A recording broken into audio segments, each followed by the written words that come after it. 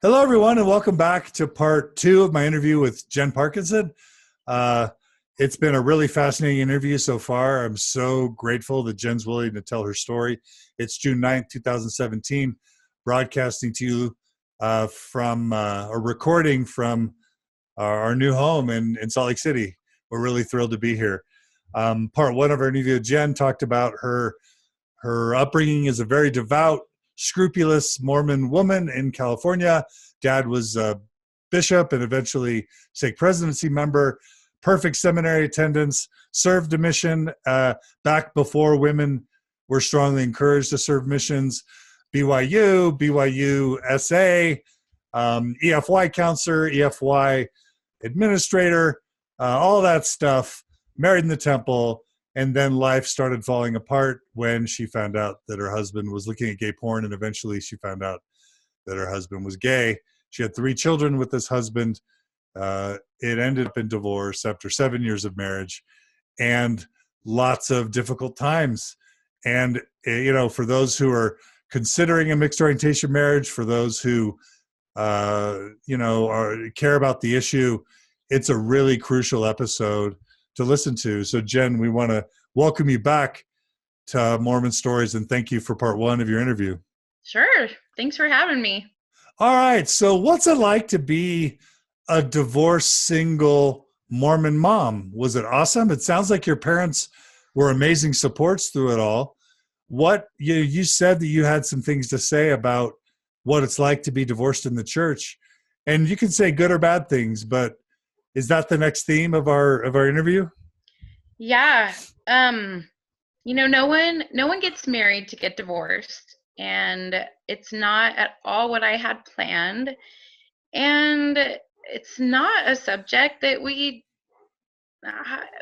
talked about a lot as members of the church. I felt like when I was going through my divorce, I didn't know who to turn to ask advice about custody and paperwork and attorneys and anything like that, because I didn't know anybody that had gotten divorced. I felt like a pioneer of divorce in my area, and I didn't know where to go because I didn't feel like anyone could help me because no one could understand.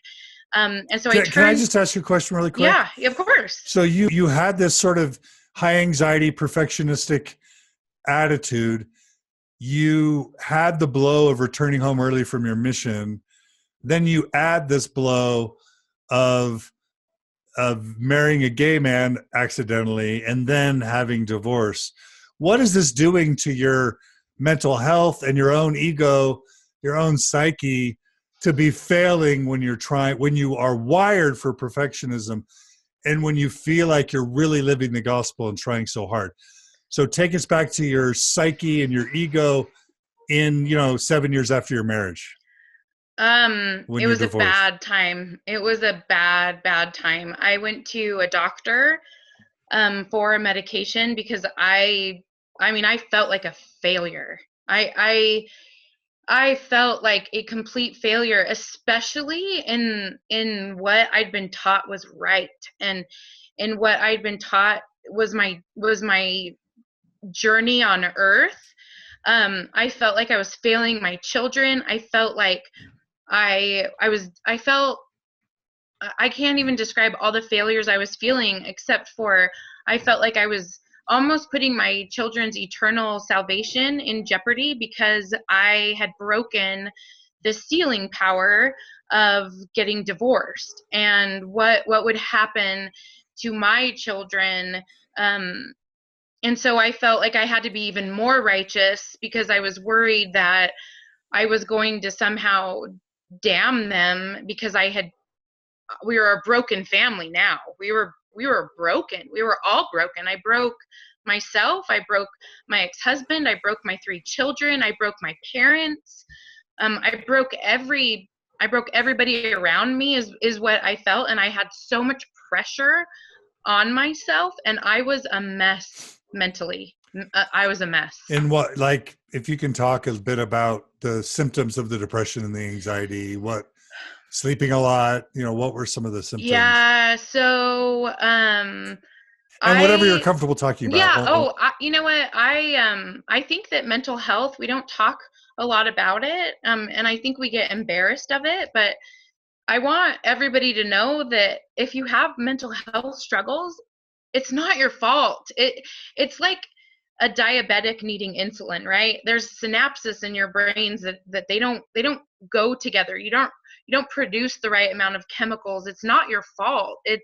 And mental health is very real. And my bachelor's degree is in psychology, and so I studied all kinds of abnormal psychology. And so just know that mental health is something that more people struggle with than you know. And I'm fine talking about it. I'm actually in a very good place right now. So I at that point I mean, I'm glad I was in cosmetology school, or I don't think I would have showered. I don't think I would have. Probably would have been in sweatpants all day. I I wanted to just stay in bed. I wanted to sleep. I didn't want to do anything. I didn't want to go anywhere. Um, I literally just wanted to stay in bed. But like I mentioned previously, I had a nursing infant. And so because I was breastfeeding him, I had to get up. Um, and so I got out of bed because of my kids. Um, there was one day where my mom found me on the bathroom floor. I wasn't suicidal, but I just wanted to lay on the bathroom floor. I just wanted to lay and cry. I didn't want to get up. And she helped me up, and I went to a doctor and I got some medication. I was regularly taking Xanax at the time. I was That's very anti-anxiety, right? anti-anxiety, and it basically would just knock me out. My heart would palpitate. I would have racing thoughts. I couldn't sleep. Even though I would try to sleep, I couldn't sleep. Even though that's all I wanted to do. And then I just kept thinking, you're a loser. You're in bed. You're a loser. You're not getting up. You're a loser. You're not reading your scriptures. You're a loser. You're not doing what you're supposed to be doing. And I had a bishop tell over the pulpit once. I had really bad postpartum depression after my first baby, and this bishop stood up from the pulpit and said, if you're struggling with depression and mental health, shame on you. Repent. Your relationship with the Savior is not good enough, and you're not reading your scriptures enough, and you're not doing enough to have a testimony of the gospel. And so that replayed in my head again as I was trying to cope and trying to I don't know, just survive. I was definitely in survival mode. And it was rough. It was really, really rough. Okay. So, anything else so what was it like? You had mentioned the topic of wanting to talk about being a divorced person in the church. What was that like, church-wise? Are there any stories or things that you experienced that you would want, let's just say bishops or church leaders were listening and thinking, how do we make the church better, safer for divorced people? Talk about your stories or experiences or even issues that you would want people to know about or be aware of to help, people deal better with that. When I was getting divorced and leaving my home originally, I had a Relief Society president come over to my house. And instead of just trying to be supportive and let me know that she was there, she pushed and pushed and wanted to know the intimate details of why I was divorced, which, number one, I couldn't talk about for years. Actually, I couldn't share the details of my divorce for years. So you didn't tell people the divorce is because your ex-husband was gay? No, I didn't tell anyone. So everybody's wondering, was there infidelity? Yeah, what was exactly. Exactly. So everyone's wondering why is this? Because from the outside, we looked like we were great. I mean, I was in the Relief Society presidency. We looked like we were the good family. We were there every Sunday, and so it was a shock. But she was so pushy, and I finally had to say, It is none of your business. Please. I had a friend there helping me pack, and she had to ask the Relief Society president to leave because she was so forceful. And Your I friend asked the Relief Society president to leave because she was trying to get the details. Yes. Yeah, so that's lesson number one: is it's none of your business. It is if somebody's divorced, it's none of your business why or whatever. None of your business. It is nobody's business but the person going through it and who they choose to share their story with. And at this point in my life, I didn't want to share my story with anyone. And so that was so hard because I don't know if it was curiosity. I don't know why, but she was so forceful with me. So that's part of it. And then when I moved to my parents' house, my mom and dad's ward was so supportive. There were some people that they didn't really know how to react or how to act around me, and so they kind of just avoided me, which was fine. I'd actually experienced that before. I had a tumor removed when I was 29 or 28, and the ward was very weird toward me, almost like I had a disease. And so I was experiencing some of the same symptoms of that, of, well, we don't know what to say, so instead of just being there, we're going to just ignore her.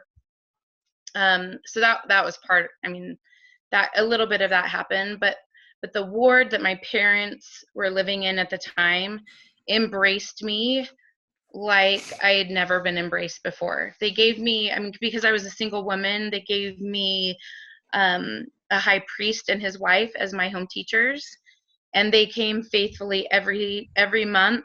They loved me. They loved my kids. So a good chunk of the ward was amazing, and just, we love you, we support you, how can we help you?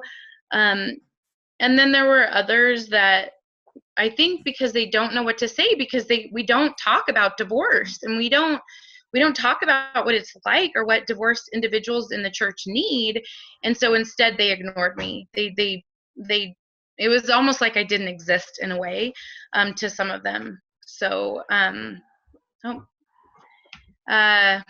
it was hard. It was hard. I felt very alone.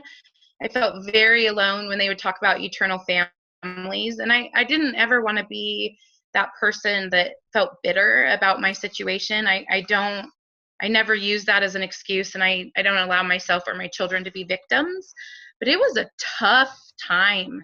It was just hard to feel like you're no longer the ideal Mormon. You're not the ideal member of the church anymore, because now you're somehow scarred from this divorce. Mm. So all the messages, and that's tough because the church isn't going to change its doctrine about eternal families. And so I don't know what the church can do about talking about the importance of eternal families, because that's central to their doctrine. And I think that's okay. And I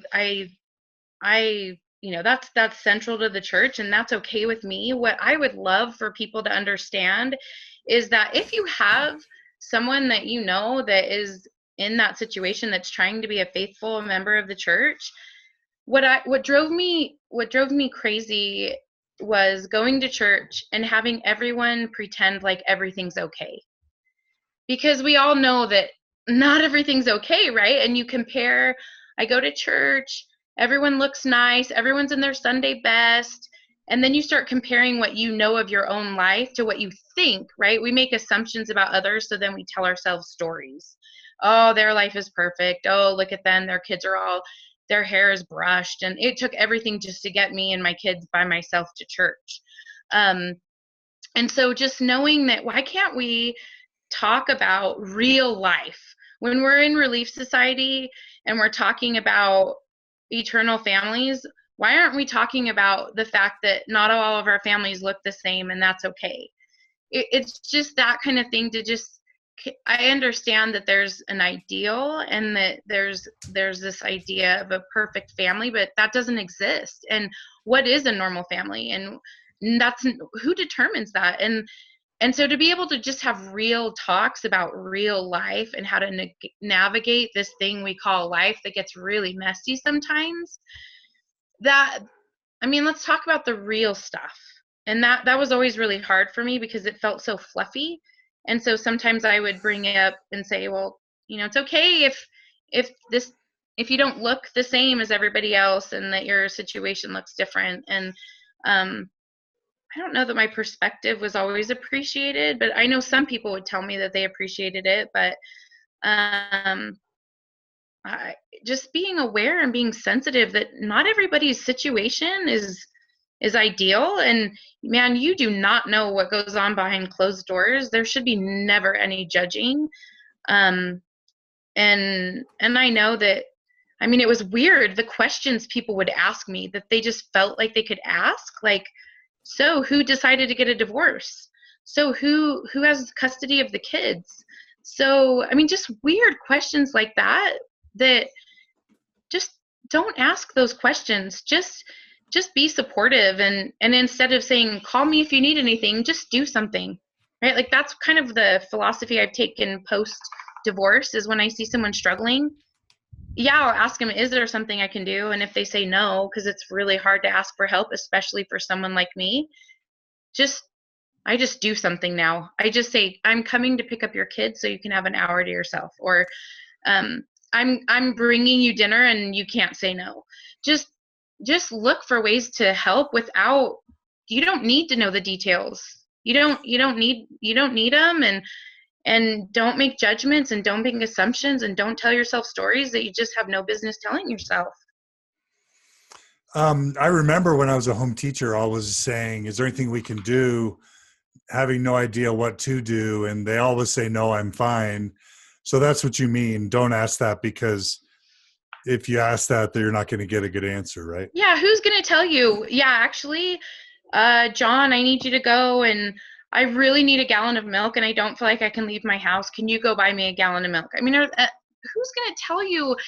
Everyone's going to say I'm fine, but we're not. And we're all a little bit broken because we're all human beings, but man, our scars make us who we are today. And I would not change my scars for anything. I'm who I am because of them, but maybe just being a little bit more sensitive and knowing that, yes, an eternal family, that's central to the doctrine of the church. Absolutely. And that's okay. But if someone doesn't look the part that's this ideal Mormon, then that is okay. It's okay. All right. Did you ever get a sense that people, I've heard reports of single women feeling like other men or women were worried that you would be a threat to their marriages. Did that ever come up, or was that not something you experienced? That wasn't something I ever experienced. Maybe I'm not hot enough. I don't know, but I never experienced that. No, I didn't. Okay. I didn't experience that at all. And I imagine there were good things that, that the church did some positive things to support you. Is that fair to say? It is fair to say. I had an amazing bishop at the time. And when I decided to file for divorce, I went in and met with my bishop and said, I've decided to file for divorce. And he said, I can't counsel you one way or another, but I can tell you how the Lord expects his daughters to be treated, and you're not being treated as such. And that gave me validation, I think, to feel like I was doing the right thing in my ecclesiastical leader's eyes. The ward helped me pay for counseling. I needed some counseling, and there's a family crisis center here in my town that helped me with a few sessions, and then my ward paid for me to receive counseling for about 4 months. And I couldn't afford it. I was a single mom, and I made very little money, and I was trying to be a faithful member of the church and paying a full tithe. And the Relief Society president, she was awesome. She would come and visit and check on me, and the ward was really great because my son was sick, and they really rallied around me. It was such a good ward. I feel like I was so fortunate to go through this really rough time in my life in the ward that I did. And my parents were amazing. I mean, so as far as the ward though, they were definitely supportive. So, I guess on the one hand, there are ways that the church is not always great for divorced or single people, but it sounds like there are ways the church is really great for divorced or single people. Is it kind of both? Yeah, I mean, I think that just embracing the single moms and knowing that they are struggling, and just loving them through it without pushing them in a way that they're not comfortable being pushed. I mean, I think that the church did great in some regards, and then in other regards it was tough, just because I didn't look like the correct. It didn't seem like in my mind that I looked like I was doing the right thing anymore, if that makes sense. And so, yeah, I mean, this church can be very, very supportive in these instances, and that's what I hope that people can take away from that.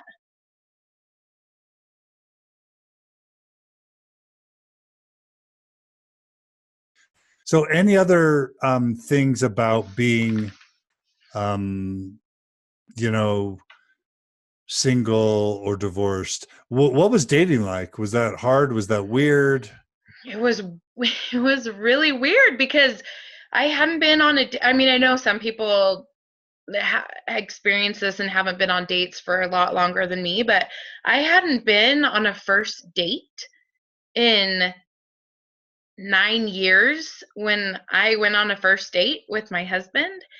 And it was really weird. But what was kind of cool at the same time is that when you've been married and then you're courting for a second go around, you start asking questions that you maybe wouldn't have asked the first time because you've been through it. We would talk about what do you how do you discipline your children?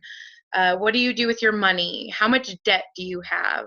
Um, and those kinds of things you don't really talk about. You don't know to talk about, especially when you're having a lightning round courtship, like so many members of the church do. You don't talk about those important topics. And so dating was so different. And I didn't want to introduce my children to anyone because I didn't want them to be confused. At first I was very anti-dating. I was not interested in it at all. And it was my now sister-in-law that set me and my husband up. And it took a lot of coaxing to get me to go and my husband to go, just because and if you're going to, I mean, I don't know, if you're going to date, it's like, are you dating for fun or are you trying to find another spouse? And I was not interested in getting married again. And so it was very weird to be an adult and then it was also weird to have this newfound freedom when my children would go and visit their dad, I felt very guilty at first enjoying my kids being away. Because I felt like I should be so sad that they're gone, but it was kind of a nice break, and I felt guilty about enjoying that. Interesting. So you were kind of enjoying the break, and marriage hadn't gone great the first time, so it would make sense that you weren't eager and thrilled to jump in again. Was there church pressure to remarry? No, not that I experienced. I actually wasn't single for very long. And I How long were you attributed single for? less than a year. Oh, wow. Yeah. So and I looked at it like it was a blessing from God that I had lived through so much hell and heartache that I found a man who is trying to live righteously. And my husband had been inactive for some time and returned to the gospel. And I felt like it was a sign that God loved me so much that he sent me my husband so quickly after I got divorced. And I had another whirlwind courtship again, actually. So you didn't really have a chance to kind of learn that lesson of really getting to know somebody. No, I didn't. Nope. Okay. I think we had my sister-in-law in common, and so I knew she wouldn't set me up with a jerk.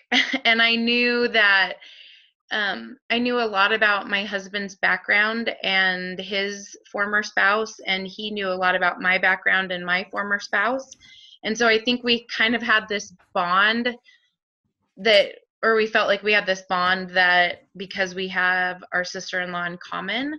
And then because dating is so different, we would talk for hours. In fact, that was the majority of our courtship, was just talking. We didn't really do a lot, except we would go for long drives, talking and talking and talking about life and experience. And it was cool.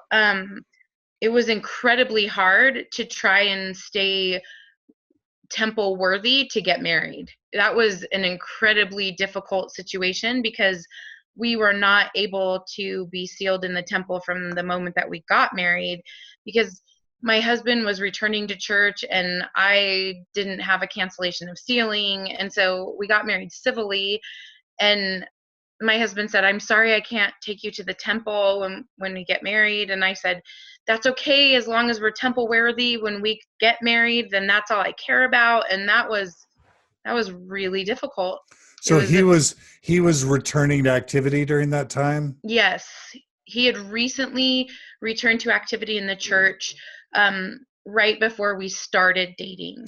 And how, did the divorce from your first husband and all the difficulties challenge your faith at all at that point? Was it Not at something that where point, no, no? because I turned to what I felt like was comfortable for me for comfort and peace. And I attended the temple more frequently as a divorced individual than I ever did married. I went to the temple all the time. My mom would watch my kids for me, and I worshiped in the temple and tried and begged and prayed for peace. And I tried to turn to my scriptures and prayer more than ever before. And so I felt like I turned more to the gospel than away from the gospel. Wow. So after all these perceived failures, for an anxious, scrupulous person, you decide you're going to just try harder and Yeah, triple because down. if I just try harder, then it's going to be better. If I just do more of what I know I'm supposed to do, then somehow it's all going to work out. If I'm more faithful, then I'll get more blessings. If I keep doing this, then maybe I'll find that peace. And I just turned and tried to be even more devout and more faithful, and pushed myself even farther to grow in the gospel and to try to be a righteous woman for my children. And so no, I went the opposite direction. Okay. Wow, that's setting you up for some disappointment. I'm already feeling sad at how I see this train wreck coming. Okay, so you marry your husband. I mean, we could get into the whole sealing cancellation thing about how a man who's sealed to an ex-wife can just go ahead and marry a new wife without any permission if she's never been married before, doesn't have to get any permission. But if a woman's been married to a man sealed, she has to get that sealing canceled before she can remarry, even if the person she's remarrying has never been sealed before. Is that your understanding of how it still Yeah. is? Hmm. Yep. And That's exactly what I experienced. and is there any story you want to tell about trying to get that sealing canceled, or was that a pain? It, Or um, you know what? It was like reliving a nightmare for me, because you have to be very specific in your letter to the first presidency as to why you want a cancellation of sealing. And you also have to write in that letter if your new spouse had anything to do with your initial divorce. Which I didn't know my husband at the time that I got divorced, so that was a non-issue. But I had to go back and relive this heartache all over again. And we didn't get sealed for a little while. We didn't do the civil marriage and then exactly 1 year after. My husband wanted to make sure that that's what he wanted to do, that we both wanted to be sealed for eternity before we decided to do that, because second marriages are tough, tough, tough, tough. And combining families and children is one of the hardest things I've ever done in my life. And so we waited to the point where we felt like we were both ready to take on that commitment. We took it very seriously, but the process of sending that letter was painful. And then my bishop had to try to contact my ex-husband, and he had to show certain attempts, like a receipt for a certified letter, and my ex-husband never responded. And so they pushed the sealing cancellation forward without any response from my ex-husband, and it came back and that it was canceled, and we were sealed just a few weeks later. Actually, we didn't make it into a big ceremony or anything like that. We just had a few family members. It was very, very small, and at the time my parents were serving as mission president, and so my mom was able to attend, but not my dad. He couldn't leave the mission. Your dad was a mission president by this point. And my dad was a mission president at this point. Yeah. So again, did you have to tell the church about your husband's infidelities and him being gay? Was that all part of the letter? And yeah, so you have to like dish all this dirt on your ex spouse, right? Yeah, you have to I felt like it was tattling on him. It was weird because I feel like you have to show how you almost like how it was the other spouse's fault, sort of.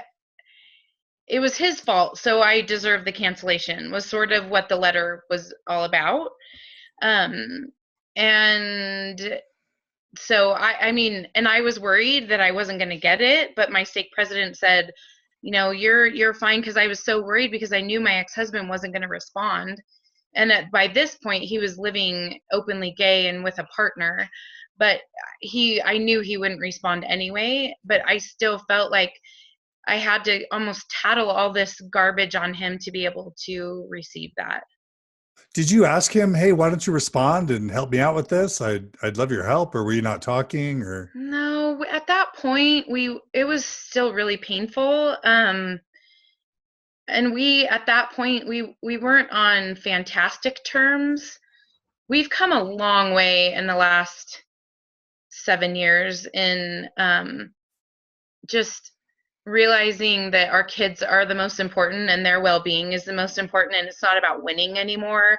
It's not about what's best for you, what's best for me. It's what's best for the kids. And at that point we weren't quite there. We still had some pain there, and so no, I never even asked him. It was almost like, don't ask. I never even approached him. I never talked about it, and I can imagine that it was probably, I don't know, this is maybe making an assumption on his behalf, but it might have been really painful for him to try and relive that, or to feel like he was somehow a failure. I don't know that he felt that way, but I would hope he didn't feel that way. But I don't know. I mean, I don't know if that was why he didn't respond, because he would have had to have admitted that he was the cause of a family breaking up. And gosh, how hard how hard is that? Yeah. So, but no, I did not reach out to him. I didn't want to cause any more pain that maybe was already there. Okay. Yeah, that whole process is just so messed up. Yeah, it's a difficult process to have to try and go back and relive. And I felt like I was having to dig out memories that I tried to push away, and it was pages long of justification for why I should receive it. Yeah, and like what are they going to say? No, like, oh no, sorry, you can't unseal yourself from your like I'm just trying to imagine a scenario where they reject it, right? And if they don't reject it, then why this grueling process that I digs don't up all this know. dirt, you Actually, know? never really thought about it until you asked that. I don't know. In fact, my husband just a couple days ago said, I didn't know that a man could be sealed to more than one woman. This was just this last week that we had that conversation. So he wasn't even aware of Yeah, that. more than one current apostle Right. in the LDS Church, Dallin H. Oaks, Russell M. Nelson, probably others, they are sealed to multiple women. They only Yeah. married women who weren't sealed to men before. So Mormons still believe in and practice polygamy. They just anticipate living polygamy in heaven, not on this earth. Interesting. Yeah. Okay. So you married your husband. He was trying to get fully active and committed to the church. Eventually, you have your sealing cancellation approved, and you get married in the temple. Mm-hmm. You get sealed for the second time. This time, it's going to be the eternal marriage that works out because your mission didn't work out great. Your first marriage didn't work out great, but now you're doubling down, you're tripling down, and this time you're going to have that great marriage and make it to the celestial kingdom. You got it. That's exactly what we thought. Okay, so what happened? Did it go well? What happened? So our sealing, it was a little bit disappointing. Not now, the actual sealing portion of it was great, and I've never seen my husband look at me the way that he looked at me across the altar of the temple. Just this pure love in his eyes. It was that part of it was amazing. But it was just it was the whole day was just not what I really had planned. It wasn't as, I don't know. I think because the hype of getting married when you get sealed, that it's like this big. I think a lot of times the actual reception is what's celebrated, and so we didn't have anything like that. It was just, we literally were just going into the temple, and I wanted so badly to go outside the temple in our white clothes and take pictures because I'd seen other families be able to do that, but they told us we couldn't do that because we didn't have children being sealed to us. That's only if you have children being sealed to you can you go outside in your white clothes and take pictures. What? I was so disappointed. I was so sad because I had bought a new dress for it, a new temple dress, and it was, Brett was in his white clothes, and we were so Any excited. idea why they have that rule? They told us it was only if you have children being sealed to you. I don't know if that's specific to that temple, but we were not allowed to go outside and take pictures on the temple grounds in our white clothes. You don't mean with the apron and the hat? No. I just wanted to have pictures of us in him in his white clothes and me in my white dress. No temple clothing. Why in the world would they care? That's super bizarre. I don't know, but we were not allowed to do that. So we went outside in our street clothes and took pictures. My sister-in-law is a professional photographer, so she was there with her camera, and we thought we were going to get these really cool pictures, and we weren't able to. And that was just, the whole thing was just kind of I don't know, I don't want to call it a disappointment, but it just wasn't what we had planned, I guess, or what I thought it was going to be.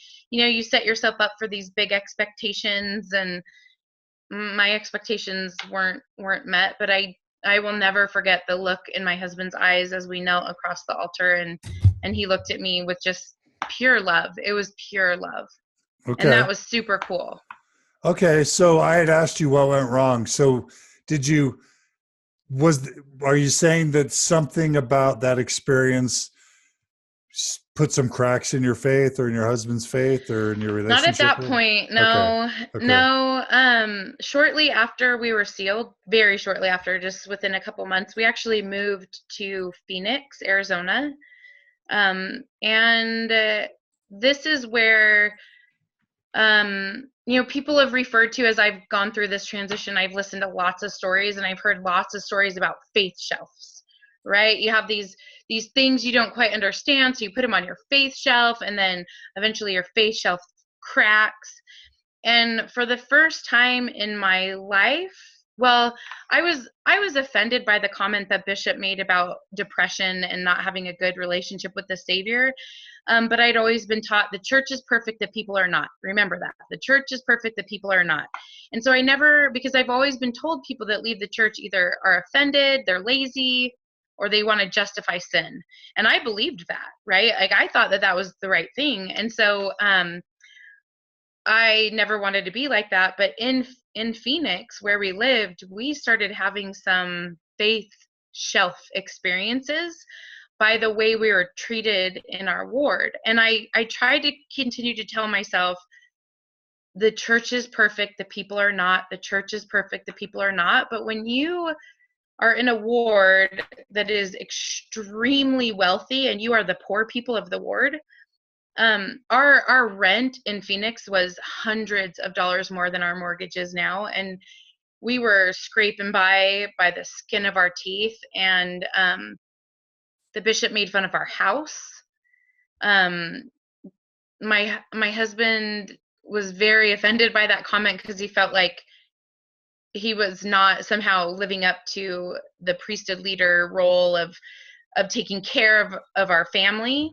And so he didn't want to go back to church with that particular bishop, but we kept going. And one Sunday, my husband wore a sport coat and slacks to church. And after the sacrament meeting, the bishop pulled me aside and told me that my husband, for not wearing a tie to church, was acting out in rebellion. And so these kind of started this idea of a faith shelf where we just kind of tucked him away and thought we'd never experienced this kind of treatment at church before, and it was really difficult.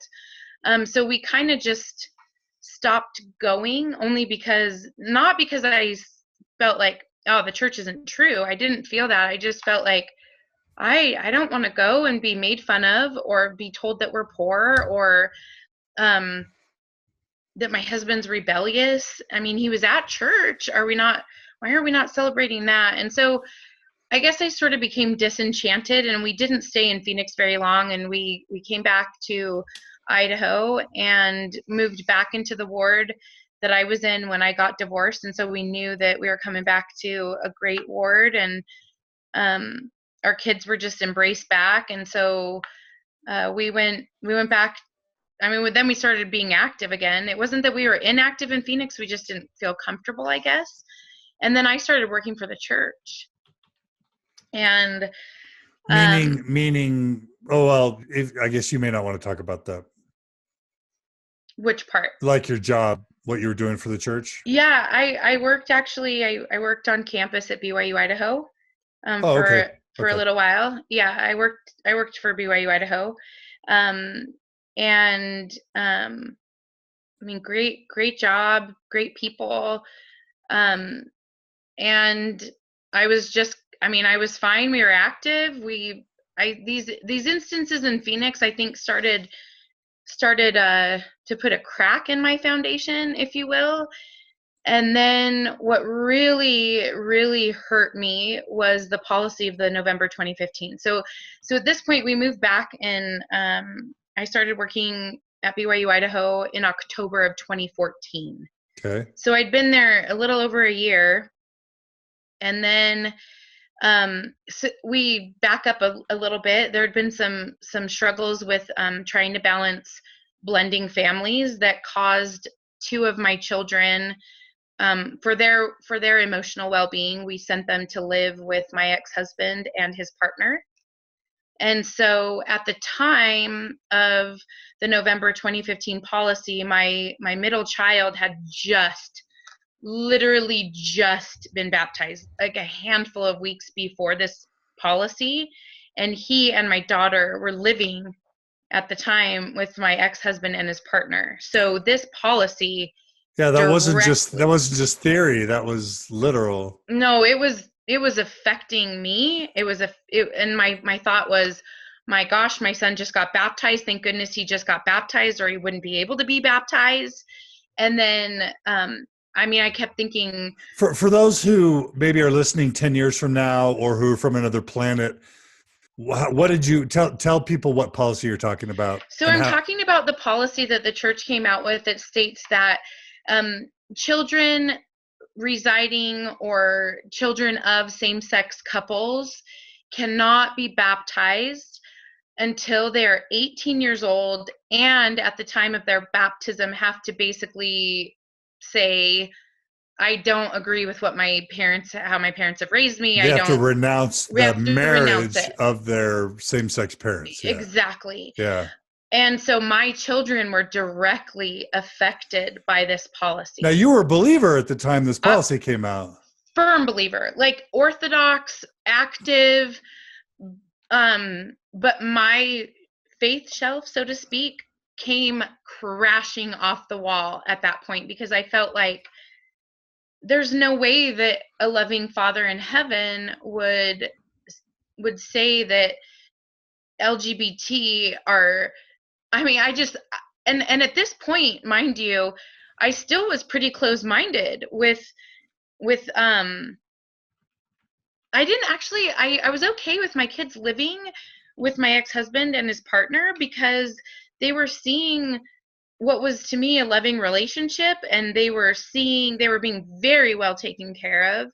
And so, who am I to say my ex-husband shouldn't be happy? And so seeing my kids, I had a very positive experience with my ex-husband and his partner when my children lived with them for a short period of time. And that really showed me that it doesn't matter what your sexual orientation is, you can still be a good parent. And so did you have a sense that your ex-husband was still a believer in the church? Do you know how he felt about the policy? Did it even come up? Yeah, we talked to each other. I called him. I first when I heard about the policy, I called my dad, who was had been a mission president, right? Yes, yeah, and he had recently come home from his mission as mission president. And I called him in absolute hysterics. I was hysterical, and because I thought, who better to go to than someone that, he'd been a mission president, he'd been a bishop, he'd been a stake president. And like I mentioned, he's one of the smartest men that I know, and is truly one of my heroes. And so I called him, and with reason, my dad is very, very, very Orthodox. My dad was very defensive when I called, and he said, don't question the brethren. They will work this out. You just need to have faith in the brethren. And it didn't settle with me.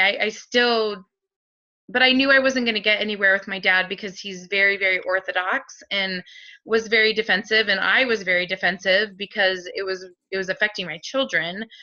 So I left that with my dad at just, don't question, have faith, they're going to work it out. And then I called my ex-husband, and I talked to him for a very long time that night, and we both cried. It's very emotional. It was so hurtful. It was just we were devastated for our kids, which is interesting, because at the time, my ex-husband was not active. He wasn't active, but he totally supported. He would take my kids to primary sometimes, and then the ward that they lived in was incredible, and they would take my kids to primary when my ex-husband either wasn't able or didn't want to. And so it was heartbreaking for him as well, because he was trying to still be believing, even though he was practicing an openly gay lifestyle. I just can't even imagine the conflict that he was feeling at the time. But we both cried and said, you know what, we'll just we're going to just be faithful. We have to be faithful. Somehow this is from God. And I got off social media because I knew that social media was going to be rampant with hatred for the church and hatred for the LGBT community. And I was so fragile at that time with my testimony that I deleted my Facebook app off my phone. I didn't get on social media because I knew that it was going to be devastating to me, to my children. I couldn't read any of it. I didn't want to read anything that anyone produced in contrary to what the church was saying or in favor of what the church was saying. I removed myself completely and then went to the temple. And that's what I tried to do, to try to work through this horrific process of trying to truly wrestle with the Lord, because I had never had a faith-shaking experience ever, even through divorce, even through sick children, even through coming home from my mission, even through everything, a broken engagement. I'd been engaged before my ex-husband. Even through all of those things, I didn't feel like it was faith shattering like this was faith shattering. And so, and if I was still working for the church and I needed my job, and so honestly, I think I just pushed my discontent with that policy just to the side. And my ex-husband said, you know what, we're going to get through this. It's going to be okay. I don't know how, but I have faith, and somehow our kids are going to be okay. And I immediately thought, I have to get my kids back from my ex-husband, because I can't let my son not receive the priesthood at 12. I can't let him be alienated. And so I thought, I have to, so that I can be a faithful mom to them and help them, I have to rescue them from their dad, is what my thoughts went to. And I pushed aside my feelings about the inequity of the policy or whatever. It was so hard for me.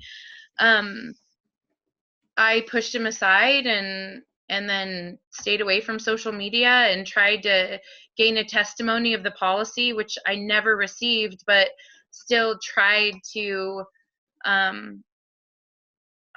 keep my faith intact, I guess. And then shortly thereafter, not because of the policy, but because of some circumstances with my ex-husband and his partner, my kids came back to our house. I just want to say that is so painful that on the one hand, you feel like it's an unchristlike and an unjust policy, and that it's inhumane towards your husband and his partner. On the other hand, you're petrified that it's going to make your children stand out and be punished for the, quote, sins of their father. But then you're going to want to take your kids away from their father, even though you felt like it was good for them to be with him, because you're so scared about how the policy might affect them. That feels awful.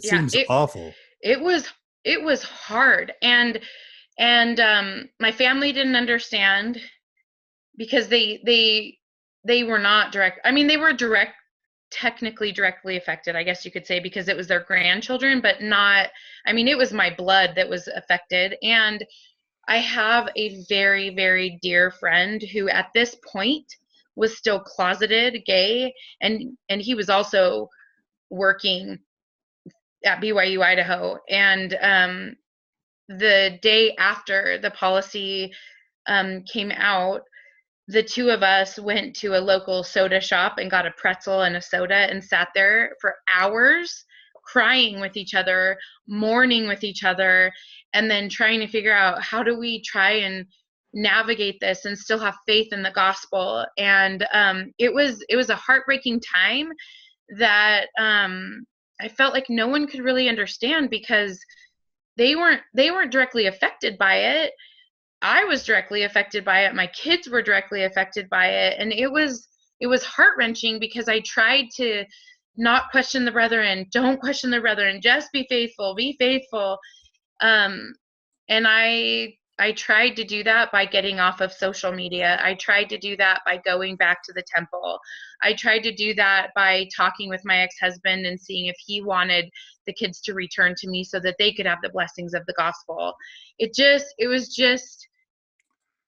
was so hard. It was so hard. What did your ex-husband tell you how the policy felt to him?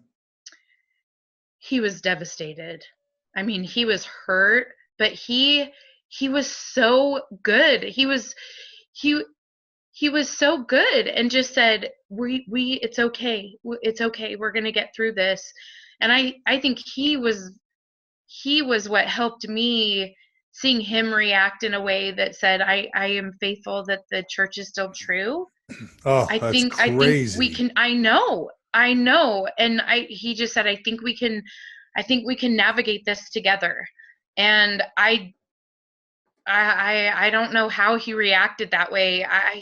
But he did, and just said, like, we can keep moving forward. Even still to Hmm. this day, he feels like he wants to baptize and get himself together so he can baptize our youngest child.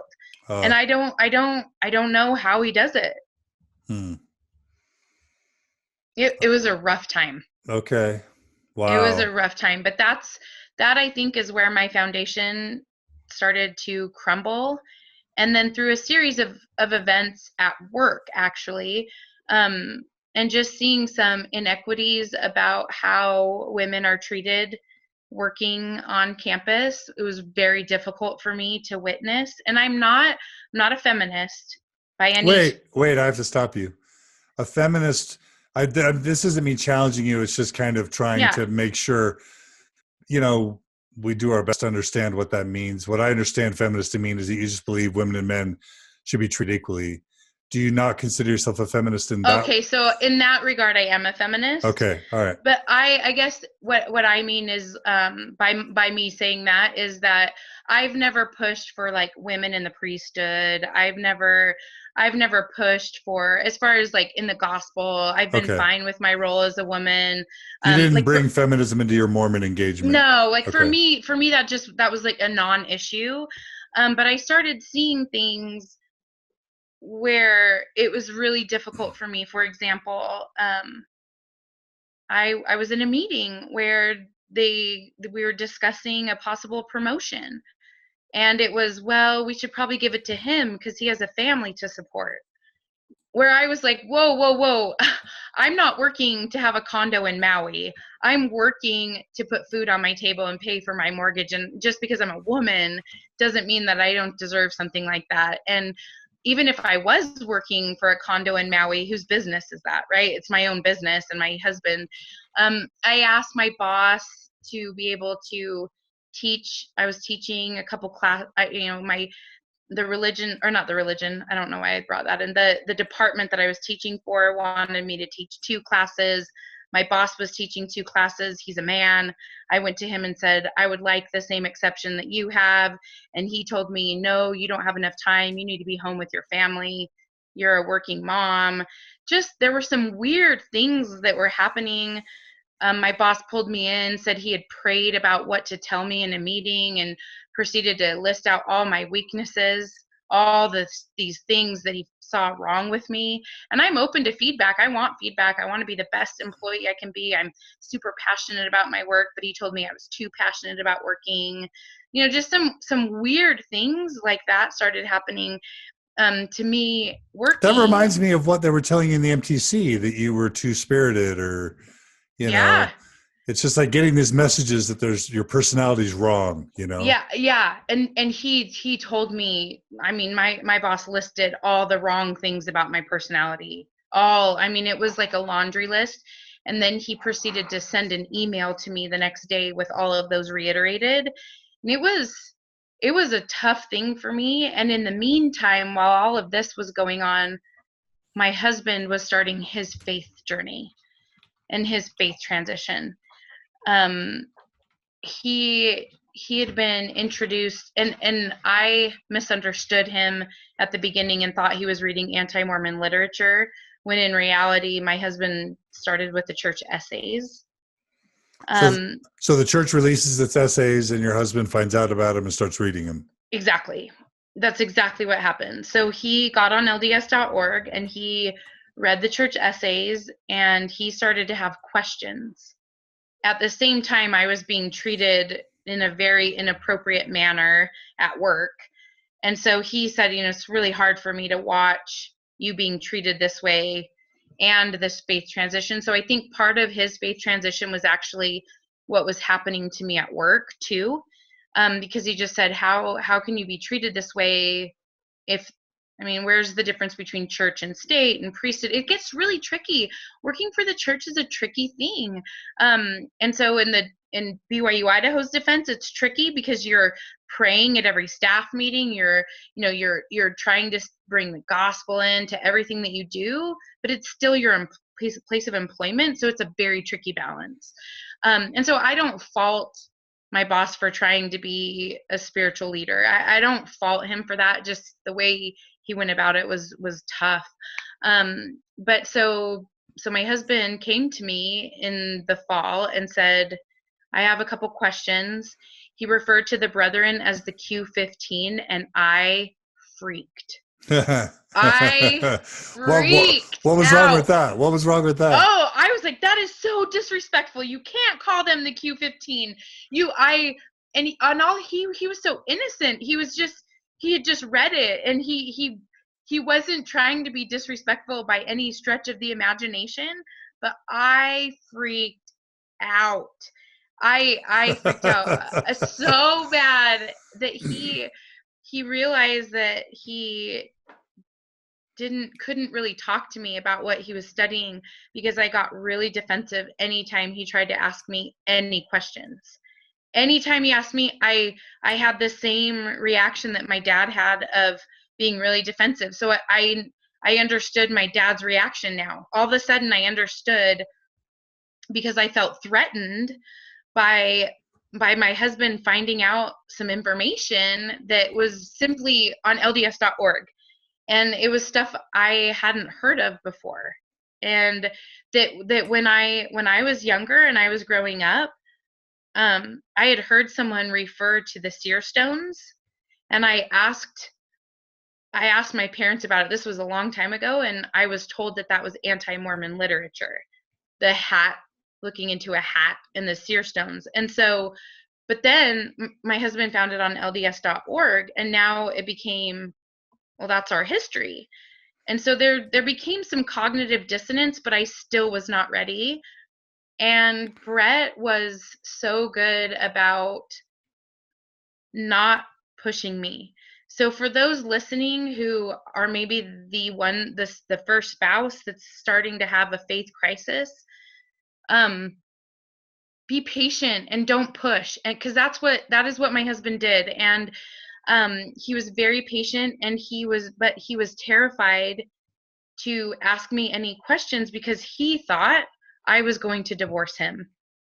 He thought that I was going to say, I'm done. And we've had some rough times over the past 6 years of combining families and kids and really tough stuff that we've navigated. But I would never leave him over a faith crisis. That, to me, I don't understand. I've heard of lots of people, and he had read and listened to stories of people just saying, like, wives or spouses, the opposing spouse, packing up everything and saying, I'm done, I'm out of here, without even trying to talk it through. But I promised him that I would not divorce him over a faith crisis, that we would get through this. I didn't know how, but we would get through it. And he told me shortly thereafter, I am done going to church, but I will support you in going to church. And I went for months by myself. And my stepchildren didn't attend. It was just me and my biological children going to church. And then some Sundays it was just me. I just emotionally couldn't try and drag myself and 3 kids with the questions of why aren't they going, and the looks of people in my ward, and I don't like to be the topic of others' conversations, and I don't like to be gossiped about. And the looks of people in my ward of, oh, poor Jen Parkinson, look at her, she's sitting all by herself. And I had someone come to my office while I was working on campus and say, I saw you in church all by yourself during my working hours. This is again why working on campus was tough for me. Saying, I saw you at church all by yourself. I just feel so sorry for you. Are you okay? And I started hating that. And then my poor husband felt bad because he felt like he was the cause of that. But he bless his heart, he suffered in silence because I wouldn't hear it. I wouldn't have any part of it. I didn't want to know what he was reading. I didn't want to know what he was learning, mostly because I needed my job and I was working on campus. Yeah. I needed to keep that endorsement alive. Yeah. Yeah. That, we touched on this a little bit. I've been developing this theory on what keeps people in the church in the 21st century, and having a job that's tied to the church is one of the main categories that I've come up with. Jen, what I'd like to do, I think we've reached a point where this makes sense to have it be the end of segment 2. We've covered so much good stuff. So if it's okay, what we can do is close out this portion of the interview, because we covered being single in the church, we covered being divorced, we covered your remarriage, tripling and quadrupling down, the ceiling cancellation, and then the November policy, and your shelf starting to crack with your husband leaving. So if it's okay, let's close this one. And in the next episode, we're going to talk about how you dealt with your husband leaving the church and how that was hard for you. And then we're going to talk about what led to your own unraveling. And then we'll close out with how that's affected your relationship with your parents and siblings. How does that sound? Great. That sounds perfect. I love it. Okay. So I just want to thank Mormon Stories listeners for staying tuned in to this episode. What it's going to be a 3-part episode with Jen Parkinson. It's been super interesting. For those of you who've enjoyed it so far, please do consider supporting Mormon Stories. You can go to mormonstories.org/donate, and it's just a way to keep this stuff alive. But for those who already do support us, we just want to thank you so much, because your support makes this possible. If you have enjoyed Jen's interview so far, if you've got comments or questions, we'd love you to go to mormonstories.org to the post and make your comments or ask your questions to Jen. We love participation there. If you're listening to this on YouTube or on Facebook, we also welcome you to make comments there. But Jen, it's been great having you on, and I can't wait to hear part 3 and what happens next. Okay. Hope I'm not boring. No, this is great. Okay. Thanks. All right, everyone, stay tuned and join us right now for part 3 on Mormon Stories Podcast. It's been great having you, and come on right back for part 3. Thanks again, Jen. Love it.